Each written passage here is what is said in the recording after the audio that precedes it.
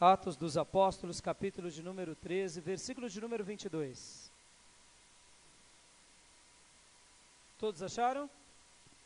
Por gentileza, vamos ficar de pé para a leitura desse texto. Atos dos Apóstolos, capítulo de número 13, versículo de número 22.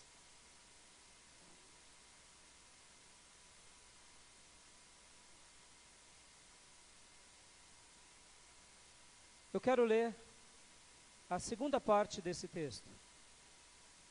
A primeira parte diz assim: E, tendo tirado a este, levantou-lhes o rei Davi, do qual também, dando testemunho, diz: Achei Davi, filho de Jessé, homem segundo o meu coração, que fará toda a minha vontade. Amém?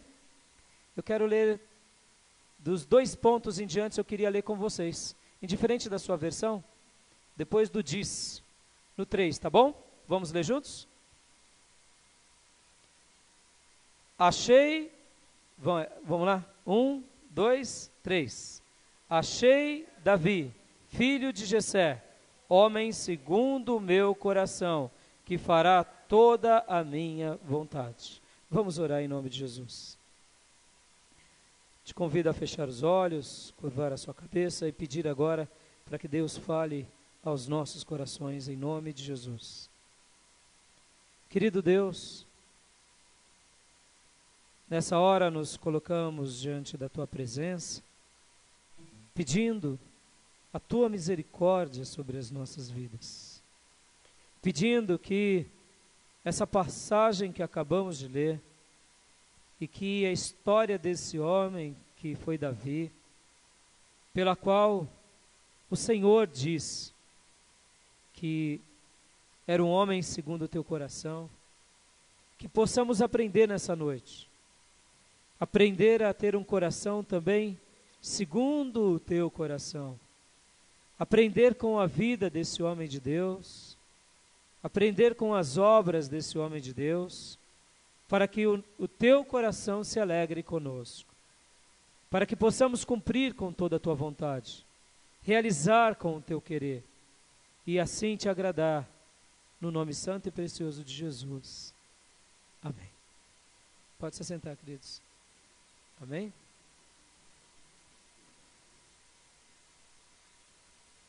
Enquanto eu orava ontem, senti no meu coração de fazer um pedido a Deus. Um pedido para a minha vida. E hoje pela manhã, novamente eu fiz esse pedido. E eu quero continuar fazendo esse pedido. Eu queria fazer talvez desse momento que foi meu, um momento nosso. Porque eu quero acreditar que essa é a vontade de Deus, não só para mim, mas para cada um de nós. A vida de Davi tem marcado muito o meu coração, não de hoje, mas desde quando eu me converti. Eu me converti com 17 anos de idade. E você sabe que uma pessoa, na sua adolescência, ou na sua juventude, ou início da juventude, é muito difícil de se colocar com prudência e santidade, em virtude do momento em que ela vive. E Davi sempre foi um personagem para mim que marcou muito o meu coração, por isso. Porque se não houvesse nenhum jovem na Bíblia que tivesse seguido a Deus com tamanha fé, amor e devoção e santidade, talvez eu mesmo diria, não, quando eu ficar velho eu me consagrarei para Deus. Mas em todos os meus momentos da minha juventude, em que eu era tentado, eu me lembrava de Davi. E eu falava, Deus, se Davi conseguiu, me ajuda também. E é notório que não eram apenas Davi, mas Davi foi uma dessas grandes personagens que sustentaram a minha fé. Um outro personagem que sustentou-me muito, durante muitos anos, nas minhas provações, foi Daniel. Um outro foi José do Egito. E um no Novo Testamento foi João Batista e o apóstolo João. 2 no Novo Testamento. Sempre quando eu tinha qualquer dificuldade, eu voltava para eles e dizia: é possível ter uma vida que agrade a Deus mesmo na juventude. Hoje já não me considero mais um adolescente, sou um homem de 42 anos, meia idade, indo para a minha terceira idade, 50 anos começa, todo mundo tem medo disso, e eu acho que é uma das fases mais lindas da vida, porque você tem a experiência como uma grande aliada. Se você conservar da sua vida, da sua saúde, nós hoje vemos que uma pessoa de 70 anos, ela ainda é produtiva, ela ainda é uma pessoa ativa na sociedade. A gente sabe que a sociedade despreza, mas em tese, irmãos, só envelhece aqueles que se permitem envelhecer. A gente pode ser produtivo, é claro que com menos coisas, talvez, mas com mais excelência. E como eu tenho um projeto para a minha vida toda, eu acho que eu vou ser um velho muito feliz, porque eu tenho um alvo para a minha velhice. Qual é o meu alvo? Continuar pastoreando e ensinando. Esse é o meu alvo. E até ensinando, quem sabe, em alguma universidade, porque eu quero formar novas pessoas, dar aulas e formar novas pessoas na sua opinião. Nós pastores somos formadores de opiniões. Então eu não penso que eu serei um velho comendo pudim e assistindo TV. Jamais. Até mesmo porque os meus modelos de pastores são, por exemplo, pastores em plena atividade. Dr. Paulo tem mais de 70 anos. E ele é um dos nossos líderes do seminário. E ele continua em atividade. O pastor Enéas Tonini fez 100 anos agora. E ele continua em atividade. Logo, eu tenho eles como meu referencial. Eu poderia citar outros. Mas Davi foi para mim alguém que marcou muito o meu coração. Por quê? Porque ele tinha um ideal. Qual é o ideal dele? Amar a Deus.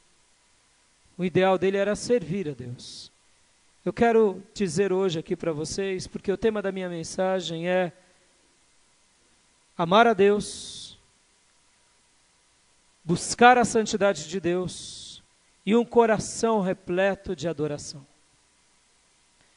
Davi era essa pessoa que amava a Deus intensamente, que tinha um desejo profundo de se santificar a cada dia.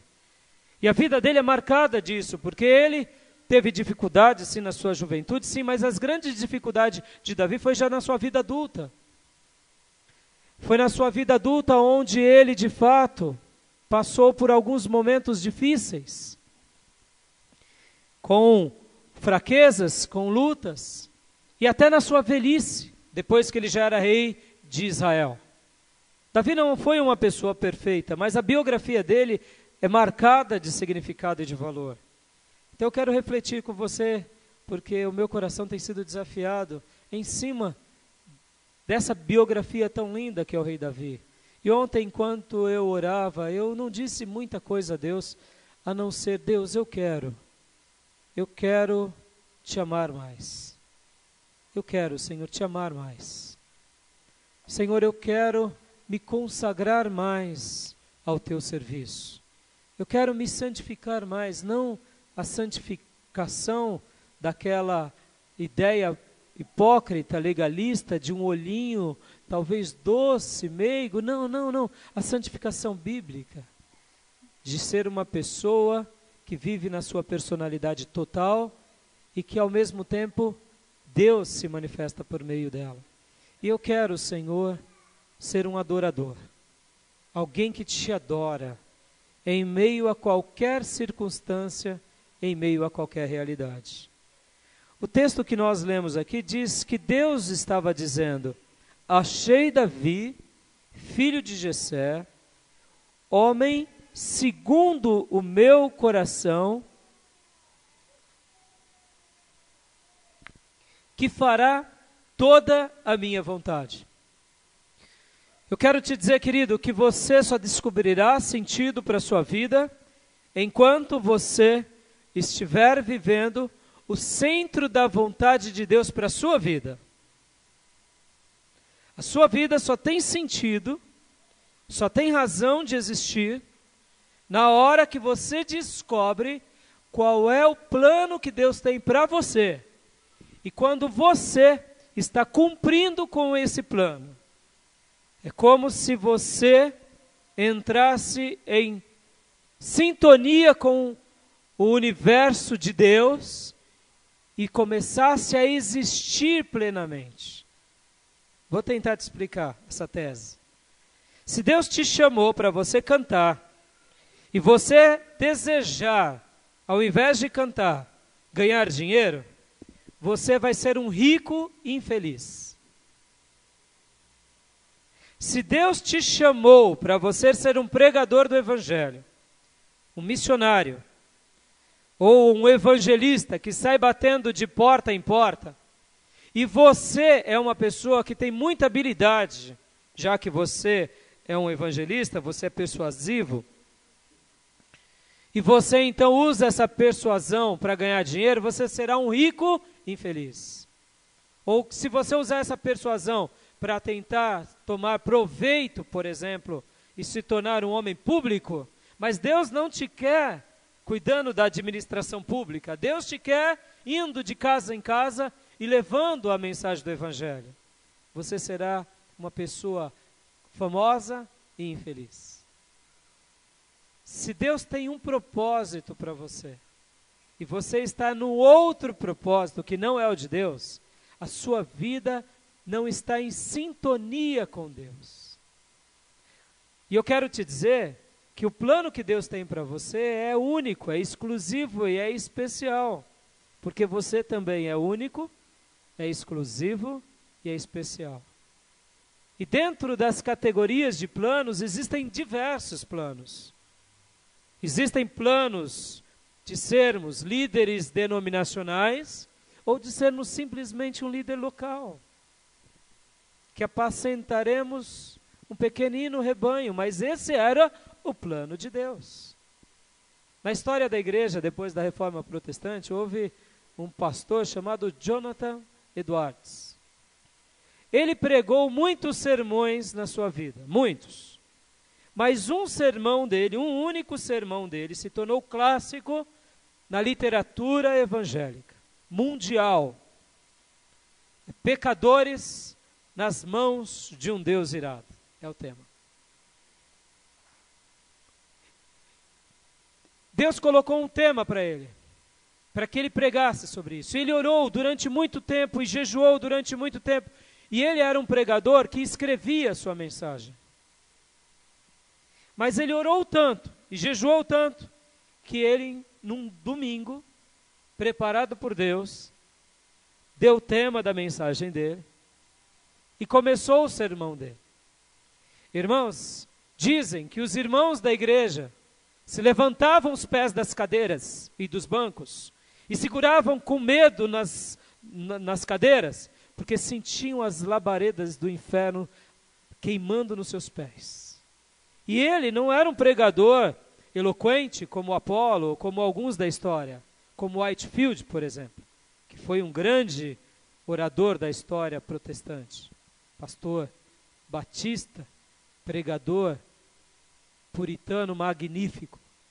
Ele leu o seu sermão, mas essa mensagem entrou no coração daquele povo, e não só daquele povo, porque essa mensagem foi publicada e ainda hoje continua salvando vidas, transformando corações.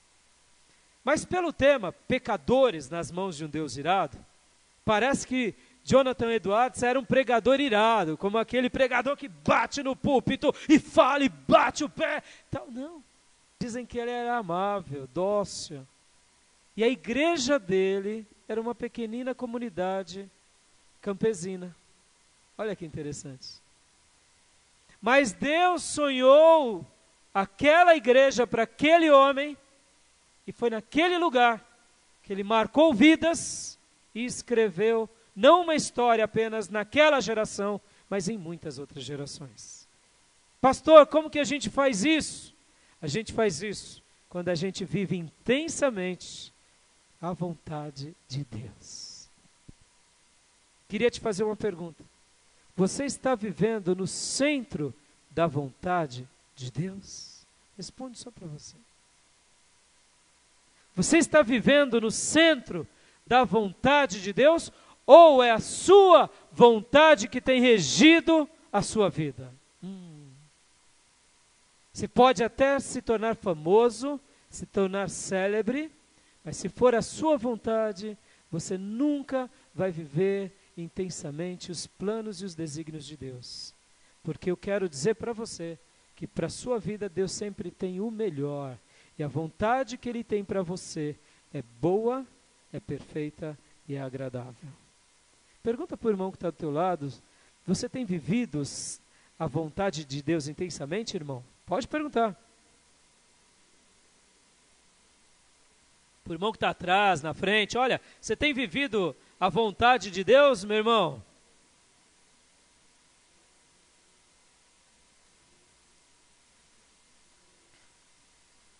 Houve uma mulher que tinha vários filhos. O nome dela era Susana. E um dia a casa dela pegou fogo.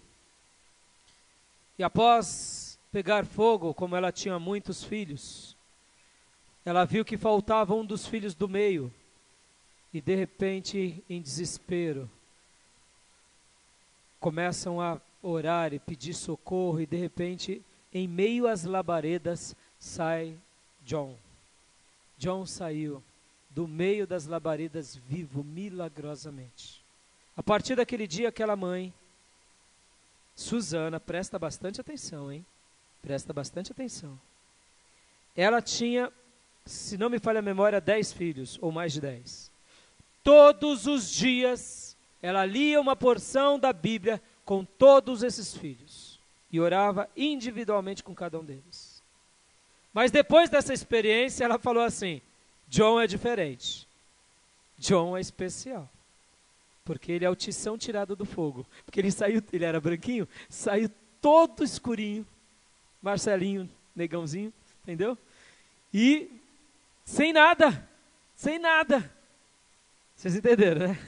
E aí falou assim, é o tição tirado do fogo. Ora, se Deus o salvou dessa casa incendiada, porque lá na Europa muitas casas, em virtude do frio, são de madeira. Então, Deus tem um plano especial. E John se tornou um pastor anglicano, um professor de Oxford e um dos maiores avivalistas do mundo. O nome dele é John Wesley, pastor criador da igreja metodista conhecida no mundo todo. E o irmão dele, o irmão de John Wesley, um outro Wesley, era um compositor que está nos hinos da harpa e do cantor cristão. Podem pegar aí, quando vocês verem lá, Wesley, é o John Wesley, irmão de John Wesley cantava, e o outro irmão de Wesley, que não me relembro o primeiro nome dele, era compositor. Agora, vem cá, qual era o plano de Susana? Ah, detalhe, o marido dela era um ébrio, um embriagado, para te consolar, tá, irmã? Você que acha que a sua luta é muito grande, ela tinha 10, o marido bêbado, e ela tinha a missão, que era doutrinar os filhos dela para Jesus. Irmãos, o ministério de John Wesley foi o que foi, porque ele teve uma mãe que foi uma princesa. Qual era a missão dela na terra? Cuidar dos filhos. Cuidar dos filhos. Está entendendo? Quando eu falei de missionário, quando eu falei de pastor, quando eu falei de músico, talvez a sua missão, filho, seja administração pública. Vai fazer administração pública. Vai ser vereador, vai ser prefeito. Irmãos, eu trabalhei na Bolsa durante toda a minha vida. Ainda me vejo ligado ao mercado financeiro, porque não foi eu que fui para lá, foi Deus que me pôs naquele lugar. Ainda. Por quê? Porque temos uma missão a cumprir. Não é o que queremos, mas é o que Deus deseja para cada um de nós. E eu queria simplesmente citar aqui esses 3 pontos da minha oração. Por que eu pedi amor a Deus? E por que eu vejo Davi como alguém louco por Deus? Porque, amados, como aquele garoto, Davi, que enquanto pastoreava o rebanho de seu pai, amava Deus. depois que Deus deu para ele o reinado, o reino de Israel, o reino de Judá e o reino de Israel, ele continuou amando Deus. Como Davi me ensina, irmãos, como Davi me ensina a jamais tirar o meu coração das coisas certas. A jamais. Eu fico me perguntando, Deus, como que Davi conseguiu ser tão fiel do começo ao final da sua vida? Como que Davi conseguiu te alegrar tanto, te amar tanto? Porque o coração de Davi não estava nas coisas de Deus, mas estava em Deus. Amado, eu quero te fazer refletir hoje. Como que vai o seu amor por Deus? Porque essa é a minha oração. Essa é a minha oração que eu sempre fiz. Senhor, eu quero te amar mais e mais. Porque quando nós aprendemos a amar Deus mais e mais, os presentes de Deus não nos iludem. Davi é o grande exemplo disso. Ele recebeu de Deus a graça de poder sair de trás dos rebanhos de Jessé, seu pai, e se tornar um soldado que lutou contra Golias e venceu.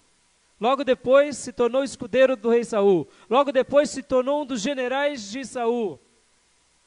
Ô irmãos, ele era um Zé Ninguém, com todo respeito, o Zé das Couves. Um pastor a mais no meio de um país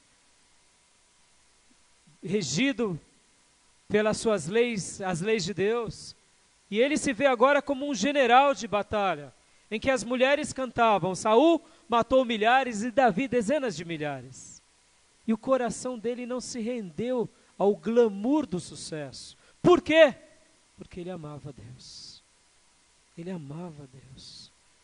E depois Deus o concede e faz dele não só mais um general, mas um rei. E Deus não só faz isso com ele, mas Deus realiza sonhos dele.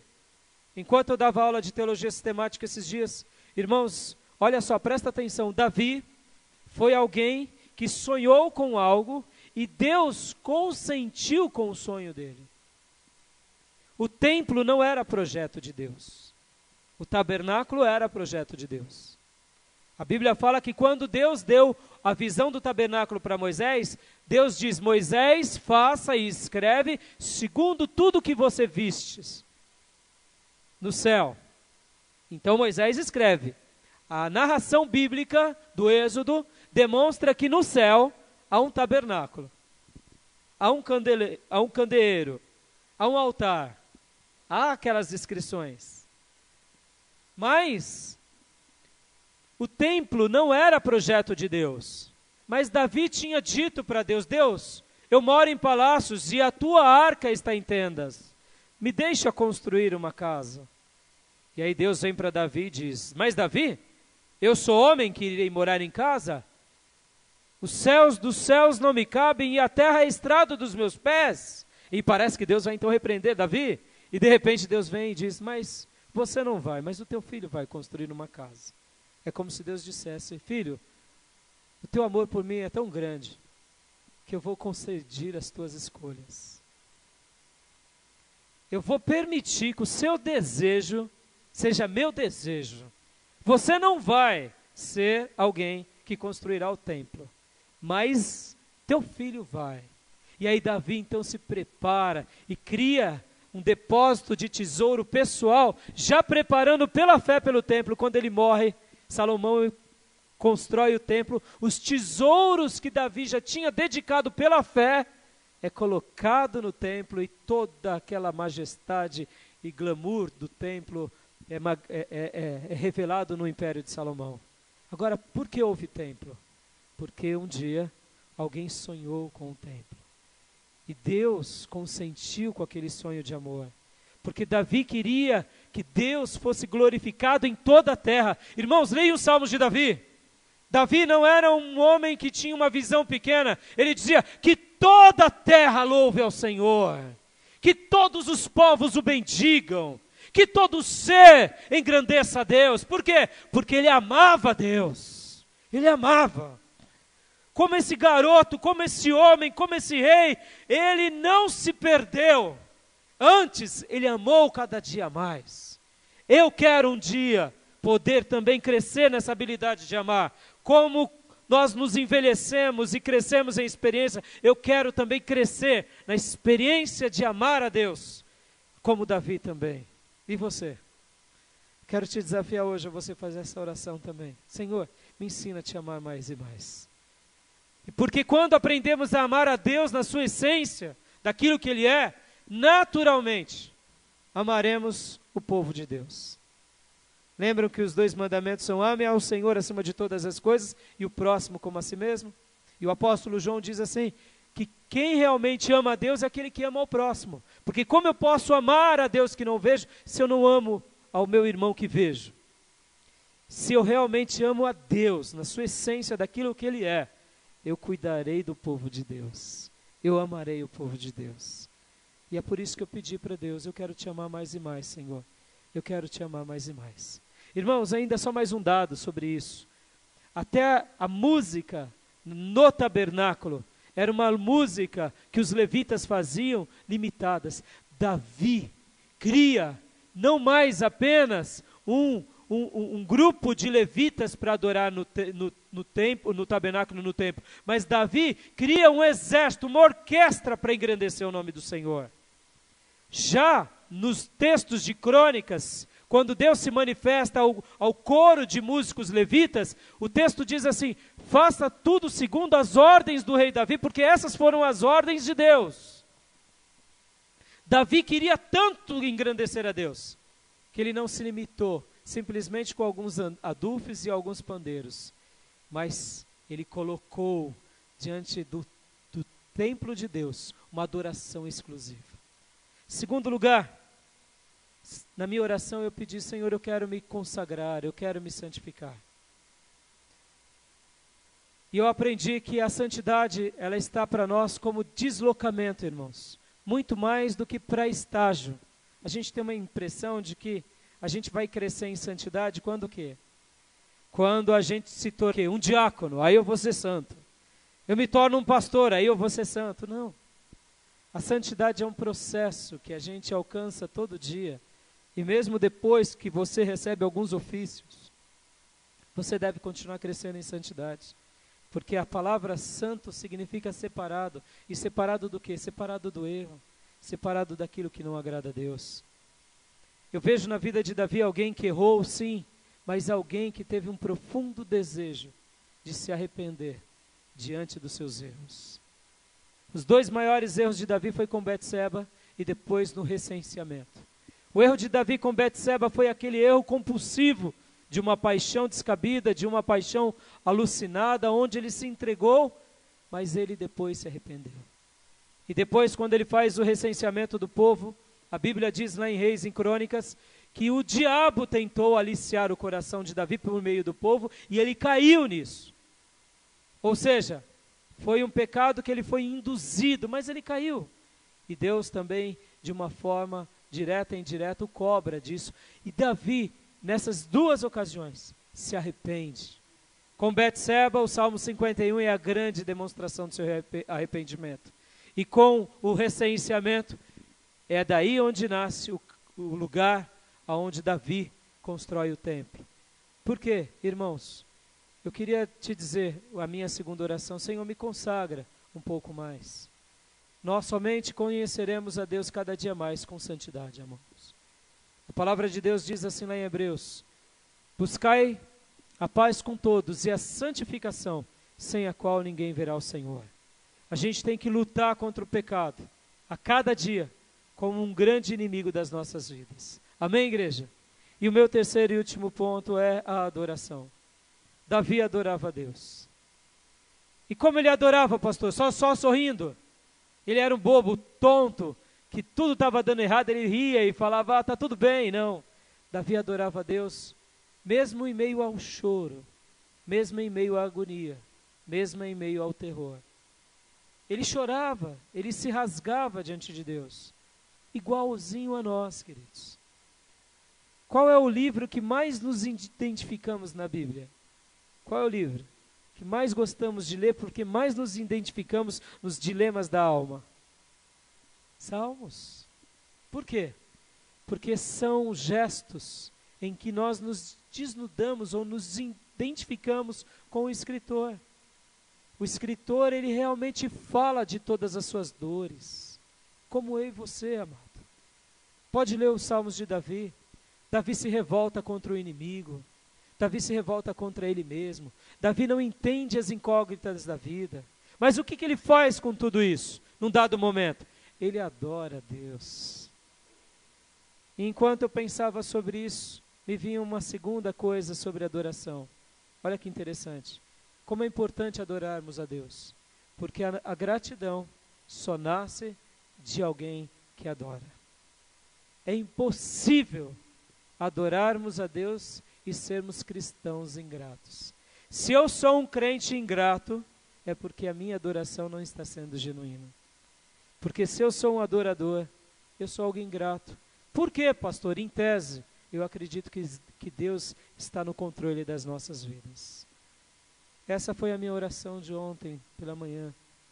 E ontem mesmo, como eu disse no início, antes de trazer essa mensagem, tive aquele mal súbito do desmaio e me vi a um passo da morte. A um passo. Desmaio, uma coisa comum, mas na situação em que eu desmaiei não era comum. Poderia ter morrido afogado. A nossa vida não é nada. A nossa vida não é nada. Uma tontura no lugar errado pode definir a nossa vida. E por outro lado, eu pensei comigo mesmo, como eu tenho que estar preparado para me encontrar com meu Deus. Porque a qualquer momento, qualquer um de nós pode partir. Qualquer um de nós pode dizer até logo, ou até mais, irmão ou irmã. Eu não quero partir. Eu quero continuar fazendo a vontade de Deus. Mas eu quero, antes de qualquer coisa, aprender a amar mais a Deus. Eu quero me consagrar mais um pouco, porque é possível caminhar na santidade de Deus. E eu quero adorar o meu Deus, porque Ele merece o meu melhor. Porque eu quero ter um coração grato por tudo que Ele tem feito por mim. Eu queria deixar essa minha experiência pessoal ao seu coração. Quem sabe essa oração possa ser uma excelente oração para você também.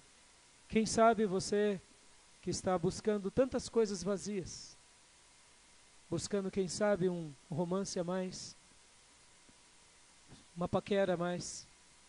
Eu quero te dizer, querido, pense bem, antes de você dar um passo em direção a isso. Não sou contra você se enamorar com uma pessoa, se você está livre para isso. Mas cuidado, cuidado. Cuidado, porque todos os prazeres que não são de Deus para nós são ilusórios. Eles são prazeres que podem ser prazeres que nos enganam, prazeres que nos destroem, prazeres que querem acabar com a nossa vida. Quem sabe você está à busca somente de coisas materiais, de querer um carro a mais, de querer um pouco mais de dinheiro, e você não está vivendo em função de cumprir a vontade de Deus. Eu quero te dizer que a sua vida só vai encontrar sentido quando você estiver vivendo no centro da vontade de Deus.